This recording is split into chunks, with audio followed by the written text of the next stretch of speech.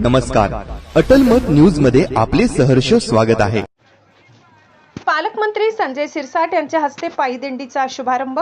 विठ्ठल नामाच्या गजरात भक्तिमय वातावरण। आषाढी एकादशीच्या पावन पर्वानिमित्त शिवसेना गटनेते तथा नगरसेवक किशोर नागरे यांनी 10 वर्षापासून सुरू केलेल्या पायी दिंडी सोहळ्याला भाविकांचा उत्स्फूर्त प्रतिसाद लाभला। पालकमंत्री संजय सिरसाट यांच्या प्रमुख उपस्थितीत N11 हडको येथील किशोर नागरे यांच्या संपर्क कार्यालयापासून दिंडीला प्रारंभ झाला। त्यानंतर नीळकंठेश्वर मंदिरात श्री विठ्ठल रुक्मिणीची आरती करून दिंडी छोट्या पंढरपूरच्या दिशेने मार्गस्थ झाली। या दिंडी सोहळ्यात महापौर समीर राजूरकर, माजी महापौर नंदकुमार घोडेले तसेच विविध राजकीय पक्षांचे पदाधिकारी, सामाजिक क्षेत्रातील मान्यवर, वारकरी संप्रदायातील भाविक आणि नागरिक मोठ्या संख्येने सहभागी झाले होते। दिंडीमध्ये सहभागी झालेल्या चिमुकल्या विद्यार्थ्यांनी विठ्ठल रुक्मिणी आणि वारकऱ्यांची पारंपरिक वेशभूषा परिधान करून सर्वांचे लक्ष वेधून घेतले। टाळ मृदंगाचा गजर, हरिनामाचा अखंड घोष आणि भक्तिमय वातावरणामुळे संपूर्ण परिसर विठ्ठलमय झाला होता।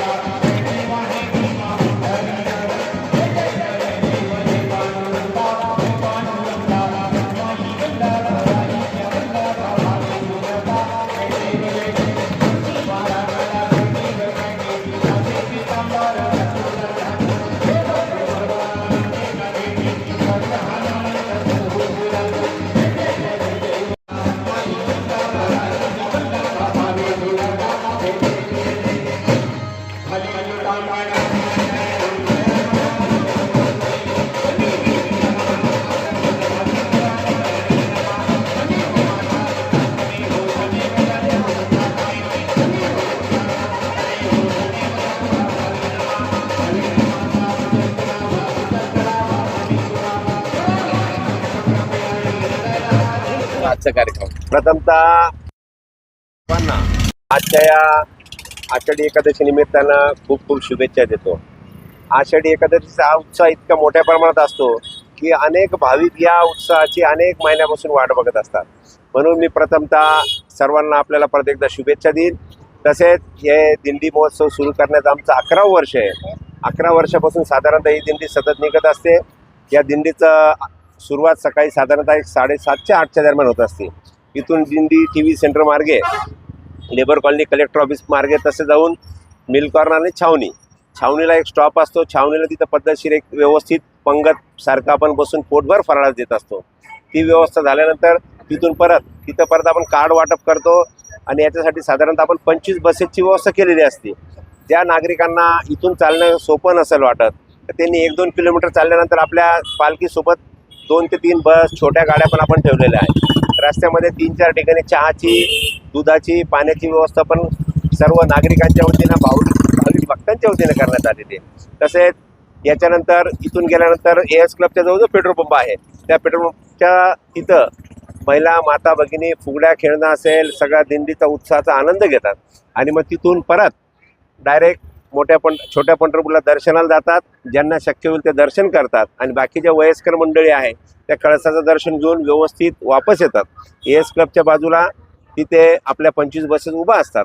मग ज्या त्या महिला आपल्या कार्ड वाईज असेल आपण त्यांना प्रवेश देतो व जिथून त्या बसलेल्या आहे, आपली दिंडी जिथून सुरू झाली तिथपर्यंत आणून सोडण्याची जबाबदारी आमची असते आणि मोठ्या संख्येनं नागरिक यात सहभाग घेतात। त्याबद्दल नागरिकांचे देखील खूप खूप धन्यवाद। किती लोक सहभागी होतात? साधारणतः एक तिथं पोहोचेपर्यंत 1500 ते 1600 लोक नक्की दरवर्षी असतात, याच्यात काही शंका नाही। या निमित्ताने भक्तांना तुम्ही काय आवाहन करणार? या निमित्ताने भक्तांना आवाहन करणार, पाऊस जरी उशिरा आला परंतु थोडा बऱ्यापैकी आलेला आहे आणि पुढच्या वर्षी आणखीन पाऊस येण्यासाठी आपल्याला वृक्षारोपण करणं खूप गरजेचं आहे। म्हणून सर्वांना मी या प्रसंगी एक विनंती करेल की या दिवसामध्ये आपण वृक्ष कुठेही लावा आणि त्याला वर्षभर जपा, त्याच्यानंतर ते आपल्या पूर्ण परिवाराची काळजी वृक्ष घेत असतं, हेच मी या प्रसंगी आवाहन करतो। कार्यक्रमाला आज पण मान्यवर सहभागी झाले। आजच्या कार्यक्रमाला आपल्या छत्रपती संभाजीनगरचे पालकमंत्री संजय सिरसाट साहेब हे गेल्या वर्षी आले होते, या वर्षी आलेले आहेत। तसेच त्यांच्यासोबत आपल्या महानगरपालिकेचे समीरदादा राजूरकर साहेब हे देखील होते। त्यांच्यासोबत आपले माजी महापौर नंदकुमार घोडेले साहेब होते। तसेच महेशजी माळवदकर सर, अनेक पदाधिकारी, पक्षाचे सर्व नेते हे मोठ्या संख्येने उपस्थित होते. तसेच पुढे जयस्वाल साहेब देखील एक 10-11 वाजता भेट देतात. बुबरे साहेब देखील एक साधारणतः एक 10-10:30 पर्यंत पाचोडवरनं पोहोचतो. त्यांचा असा निरोप आलेला. धन्यवाद.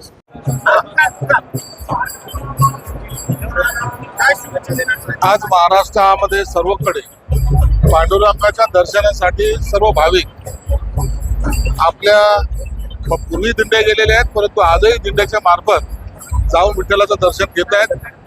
या दिंडीला मी जे आलेलो आहे त्यांचं 11वं वर्ष आहे. सर्व नागरिक अत्यंत उत्साहात जल्लोषामध्ये पायी दिंडी इथून, म्हणून यांना सर्वांना शुभेच्छा आहेतच आहे.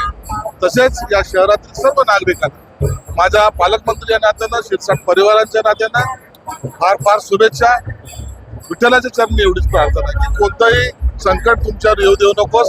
एक आनंदी वातावरण, एक आनंदी शेतकरी, आनंदी कामगार, विद्यार्थी हे सर्व आनंदी राहाव एवढीच विठ्ठलाच्या चरणी प्रार्थना. पावसाचं आगमन चांगलं झालेलं आहे.